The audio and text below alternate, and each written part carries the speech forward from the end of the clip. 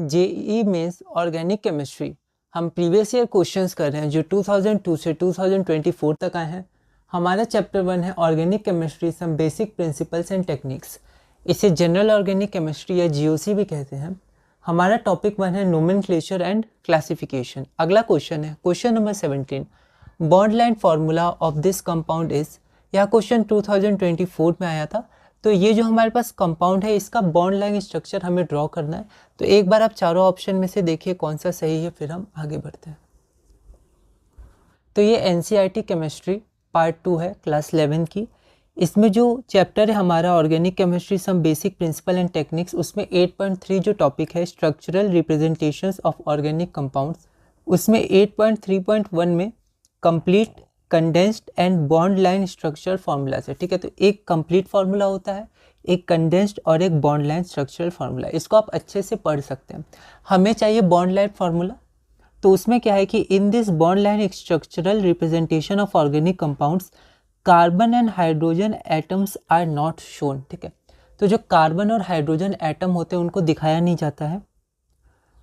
And the lines representing carbon carbon bonds are drawn in a zigzag fashion. ठीक है, तो ये जो आपका लाइन है, ये लाइन क्या शो करता है, ये बॉन्ड शो करता है, carbon carbon bond. The only atoms specifically written are oxygen, chlorine, nitrogen etcetera. ठीक है, तो नाइट्रोजन, क्लोरीन होता है, इन सबको लिख दिया जाता है। ठीक है, तो बॉन्ड लाइन स्ट्रक्चर क्या होगा, तो जो हमारा कार्बन है, अब हम अगर ध्यान दें तो यहाँ पर एक कार्बन तो CN ग्रुप का है और एक ये कार्बन है। ठीक है, तो 3 कार्बन है। ओके, तो यहाँ पर हम देख सकते हैं कि यहाँ पर इस कार्बन को शो किया गया है। ये जो हमारा कार्बन है जिसके संग OH, H, CN और CN ग्रुप जुड़ा हुआ है, लेकिन इसको शो नहीं किया जाता है। ठीक है, यहाँ पर भी इस कार्बन को शो किया गया है, इसको शो किया गया। यहाँ पर आप ध्यान दें तो इस कार्बन को शो नहीं किया गया। ये जो इंटरसेक्शन, ये पॉइंट है, ये एक कार्बन है। ठीक है, लेकिन इस कार्बन को शो किया गया है ना।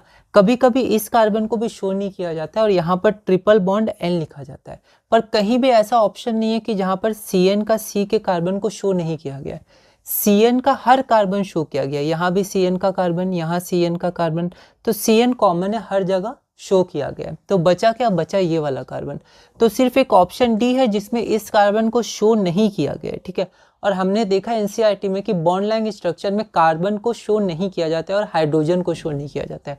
ये जो हाइड्रोजन है हर जगह शो किया गया है, बस इसमें नहीं किया गया है क्योंकि शो नहीं किया जाता है बॉन्ड लाइन स्ट्रक्चर में। ठीक है, तो हमारा ऑप्शन D सही ऑप्शन हो जाएगा। ठीक है, कई बार इस कार्बन को भी शो नहीं किया जाता है, इस लाइन को थोड़ा बढ़ा के यहाँ ट्रिपल बॉन्ड लगा के N लिख दिया जाता है। ठीक है, तो हम समझ जाते हैं यहाँ एक कार्बन होगा, लेकिन जनरली क्योंकि ये फंक्शनल ग्रुप में आ गया, ठीक है, CN, तो इसको शो कर दिया गया है जो हर जगह शो किया गया है। ठीक है, तो CN को अगर हम लोग छोड़ दें तो एक कार्बन बचा जिसको सिर्फ ऑप्शन D में शो नहीं किया गया है, और हाइड्रोजन को भी सिर्फ ऑप्शन D में शो नहीं किया गया है, और बॉन्ड लाइन स्ट्रक्चर में कार्बन हाइड्रोजन को शो नहीं किया जाता है।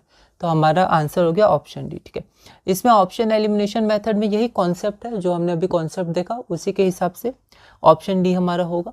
तो इसमें हमारा कॉन्सेप्ट क्या हो गया, कॉन्सेप्ट हमारा ये हो गया कि condensed formula, complete formula, bond line structure में। ठीक है, तो उसको आप एनसीईआरटी से एक बार अच्छे से रीडिंग कर सकते हैं। तो इस वीडियो में हमने अपना क्वेश्चन नंबर 17 पूरा किया। अगली वीडियो में हम क्वेश्चन नंबर 18 करेंगे और टॉपिक 1 नोमेनक्लेचर एंड क्लासिफिकेशन में आगे बढ़ेंगे।